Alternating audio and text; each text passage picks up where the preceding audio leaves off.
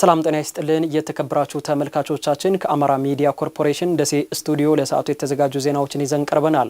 ከዜናዎቹ ጋር ሰላሃዲን ሰይር ነኝ። አብራችሁን ቆዩ። በበልግ ያመረቱትን የማሾ ምርት ለገበያ በማቅረብ ተጠቃሚ መሆናቸውን የቃሉ ወረዳ አርሶ አደሮች ተናገሩ። በዘንድሮው የበልግ ልማት ከ33000 ኩንታል በላይ የማሾ ምርት እንደሚጠበቅ የወረዳው ግብርና ጽሕፈት ቤት አስታውቋል። መስዑድ ጀማል ዝርዝር ዘገባ አለው። በደቡብ ወሎ ዞን የቃሉ ወረዳ አርሶ አደሮች የበልግ የማሾ ምርታቸውን ወደ ገበያ እያቀረቡ ይገኛሉ።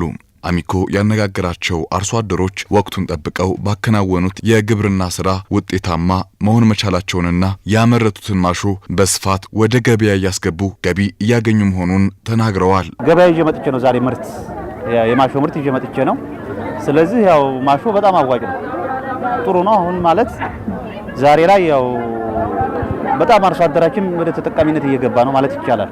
ያው ቶሎ ፈጥኖ የሚደርስ ከ60 እስከ 70 ቀን የሚደርስ ማሾ ነው። እኛ አካባቢ ሞቃታማ ጭምር ስለሆነ በ70 ቀን ቀጥታ እየነቀለ ነው አሁን።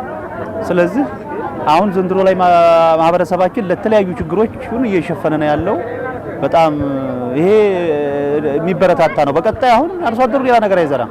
በስፋት አሁን ምርት እያቀረብን ነው። ማሾ ያው አሁን ላይ ተፈላጊ የሆነ ምርት ነው ያለው። ምክንያቱም በአጭር ጊዜ ነው 70 ቀን አካባቢ ነው የሚፈጀውና ከዛም አልፎ ለአርሶ አደሩ ከገበያ አንፃር በጣም ተፈላጊ የሆነ ምርት ነው። ምክንያቱም አጭር ጊዜ ነው ሰብሏ የምትወስደው፣ በ70 ቀን ትደርሳለች። ከዛ ወደ ገበያ ደግሞ ስትወጣው የተሻለ ምርት ነው የሚሰጥም፣ ገበያውም የተሻለ ነው። እኔ ያው ከግማሽ ሄክታር 6 ኩንታል አምርቻለሁ። 6 ኩንታል ማለት አጠቃላይ የሸኩት ወደ 111 አካባቢ ማለት ነው። ሽንኩርት ዘርተ ወይም ሌላ አዝመራ ዘርተ 7 ወር 8 ወር የምትጠብቀውን አዝመራ በ2 ወር ከ10 ኮንስታንት ይሄን ገንዘብ ማግኘት ለራሱ ለአርሶ አደሩ በጣም ትልቅ እድል ነው። ነገር ግን የገበያ ትስስር እጥረት መኖሩን አርሶ አደሮቹ ገልጸዋል። የገበያ ትስስር እጥረት አለ። አሁን ላይ መጀመሪያ ላይ ሲጀመር ዋጋው ደህና ነበር። አሁን ዋጋ እየወረደብን ነው። አርሶ አደሩ በጣም ስለተመረተ መንግስት በስፋት ያው መስራት ይጠበቅበት ነበር። ለምን ይሄ ነው እንጂ በአርሶ አደሩ በኩል አሁን እያቀረበ ነው። አሁን ምርት አለ። ትንሽ የገበያ አሁን ወጣ ገበያ ይላል አየሩ። ዛሬ ላይ ትንሽ ወረድ ብሏል። ወደ 160 130 እንደዛ አካባቢ ይላሉ። ግን መነሻው ላይ ግን እኛ ዘሩን ስንገዛው 210 220 አካባቢ ኪሎ የገዛ ነው። አሁን ላይ ግን ያው ከአርሶ አደሩ በብዛት ስለሆነ እነሱ የሚገዙት ትንሽ ወረድ አድርገውታል ብቻ። የቃሉ ወረዳ ግብርና ጽሕፈት ቤት ኃላፊ አቶ አሊ ኢብራሂም የማሾ ሰብል ከጊዜ ወደ ጊዜ በአርሶ አደሩ ዘንድ ተመራጭ የሆነ በመምጣቱ በየጊዜው የሚሸፍነው የመሬት መጠን እያደገ ነው ብለዋል። በዘንድሮ ዓመትም 33000 ኩንታል የማሾ ምርት እንደሚጠበቅ ገልጸዋል። ማሾ በስፋት እኛ አካባቢ የአርሶ አደሩ እየለመደው ለገበያ ብሎ እያመረተው ያለ የገበያ ተኮር ወይም ማርኬት ኦሪየንትድ ሰብል እየሆነ ነው። ከሚታረሰው ከ22612 ሄክታሩ 1650 ሄክታሩን እየሸፈነ እየመጣ ነው። በየጊዜው የሚሸፍነው የመሬት መጠን አርሶ አደሩ ከጊዜ ወደ ጊዜ የሚጠቅመው መሆኑን የተሻለ ግብይት ያለው መሆኑንና በተለይ እዚህ ላሉ ትልልቅ ነጋዴዎች አቅርቦ ወደ ውጭ ኤክስፖርትም ስለሚደረግ ገቢ ያገኘበት ያለበት ሂደት ነው ያለው። አሁን ዘንድሮ ላይ ወደ 1650 ሄክታር በበልግ ተዘርቷል። ወደ 33000 ኩንታል ምርት ይጠበቃል።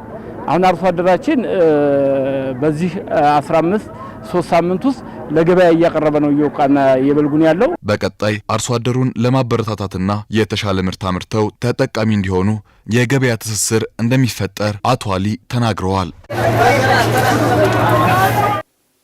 በዞኑ የ12ኛ ክፍል ሀገር አቀፍ ፈተና የሚወስዱ ተማሪዎች ከፍተኛ ውጤት እንዲያስመዘግቡ በትኩረት እየሰራ መሆኑን የደቡብ ወሎ ዞን ትምህርት መምሪያ አስታወቀም።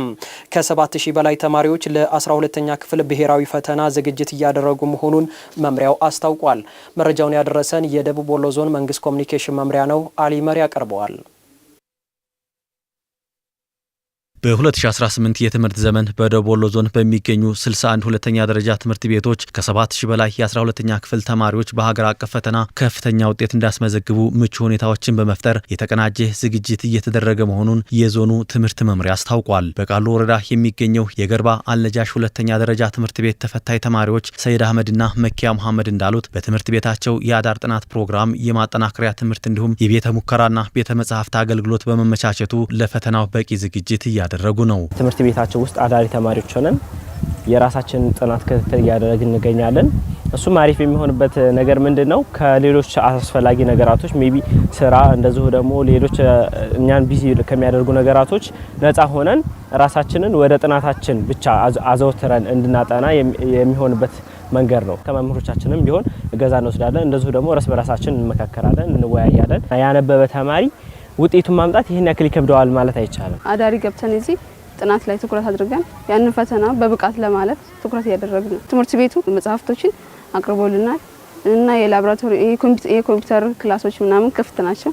ለኛ አገልግሎት ይሰጣል። ሁልጊዜ በብቃት እያነበብኩ ነው፣ ዝግጁ ነኝ። የገርባ አልነጃሽ ሁለተኛ ደረጃ ትምህርት ቤት ምክትል ርዕሰ መምህር አቶ ገብረመድህን ግዳይ በበኩላቸው በትምህርት ቤታቸው 77 ተማሪዎች ሀገር አቀፍ ፈተና እንደሚወስዱ ጠቁመው ሁሉም ተማሪዎች የከፍተኛ ትምህርት መግቢያ ውጤት እንዲያመጡ ለማስቻል እየተሰራ መሆኑን አስረድተዋል። በአጠቃላይ 77 ተማሪዎች አሉን። አሁን 12ኛ ክፍል ተፈታኝ እነዚህ ተማሪዎቹ ምን አዳሪም ጭምር አዘጋጅተናል ብላችሁልኛ አዳሪ ተማሪዎች አሉን 18 ወንዶችና 12 ሴቶች አለ። እዚህ ትምህርታቸው ላይ ትኩረት እንዲያደርጉ ጊዜ አጠቃቀማቸው እንዲስተካከል እየሰራን ነው። ግን እንደ ትምህርት ቤት ተማሪዎቹ ጊዜያቸው ከሚፈጅ ኢኮኖሚያቸው ከሚፈጅ ማህበረሰባችን ከሚያዳክም ነገር ያው ራሳቸው እንዲያርቁ እየመከርን በየጊዜው ሳይኮሎጂ የጋይዳንስና ካውንስሊንግ ባለሙያ ማለን እየመከርን እየሄድን ያለ ነው ማለት። ሁሉም ይገባሉ ብለን ነው የምናስበው። ጥናታቸው እያጠኑ ነው። አምናም ያው ከፍተኛ ውጤት ያስመዘገበ ተማሪኛ ነበር። ከዚህ በአማራ ክልል ሁለተኛ የወጣ ተማሪ ነበረን 576 ያመጣ።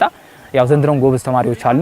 እንግዲህ በተቻለን መጠን የተሻለ ውጤት እንዲመዘገብ ያው እየሰራን ነው ማለት ነው። በዞኑ ወደ ዩኒቨርሲቲ የሚገቡ ተማሪዎች ቁጥር በየዓመቱ እያደገ ቢመጣም አሁንም የሚፈለገው ደረጃ ላይ ባለመድረሱ ከፍተኛ ውጤት ለማስመዝገብ መምሪያው ልዩ ልዩ ስልቶችን ተግባራዊ እያደረገ እንደሚገኝ የደቡብ ወሎ ዞን ትምህርት መምሪያ ኃላፊ አቶ አለምነው አበራ ተናግረዋል። የተማሪዎችን ውጤት ትንተና መሰረት በማድረግ ተፈታኞችን በአግባቡ ማዘጋጀት የሚችሉ ብቁ መምህራን ተመርጠው እንዳስተምሩ መደረጉንም ገልጸዋል።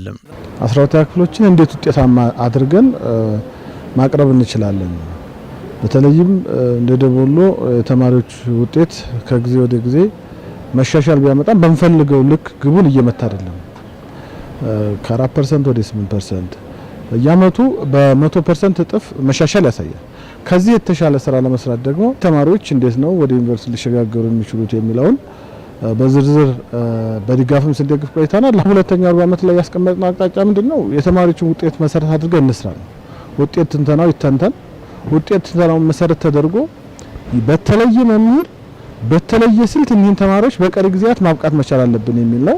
የተሻሉ መምህራን ተማሪዎችን እዛው እያሳደሩ የአዳር ጥናት አገልግሎት እያገኙ ያለበት ሁኔታ ነው ያለው። ጥናት ብቻ ሳይሆን መምህራን ማታ ማታ ጭምር እየሄዱ የማጠናከሪያ ትምህርት የሚሰጡበት ሁኔታ ተፈጥሯል። ተማሪዎች ራሳቸውን በሚገባ እንዳዘጋጁ የ24 ሰዓት የቤተ መጻሕፍት አገልግሎት እንዳገኙ መደረጉንም አንስተዋል። የተሻሻለ የመጣው የቤተ መጻሕፍት አገልግሎት ነው። የቤተ መጻሕፍት አገልግሎት ከሰኞ እስከ ሰኞ ነው ያለው። ቅዳሜም እሁድም ተማሪዎች ራሳቸው አንባቢ ራሳቸው አስነባቢ እየሆኑ ጭምር ትርፍ መምህራን እዛ ቦታ እየተመደቡ ትርፍ አስነባቢዎች በወረዳ በጀትም በትምህርት ቤትም ልዩ ትኩረት ተሰጥቶ እየተሰራ ያለበት ሁኔታ ነው ያለው።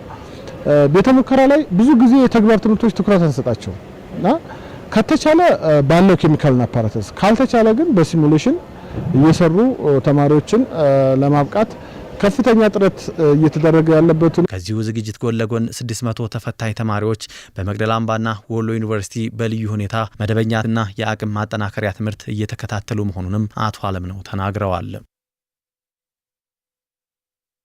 የከተማዋ ሞሰብ የአንድ ማዕከል በተሳለጠ አገልግሎት ስኬታማ ማድረግ እንደሚገባ የወልዲያ ከተማ መንግስት ሰራተኞች ገለጹ።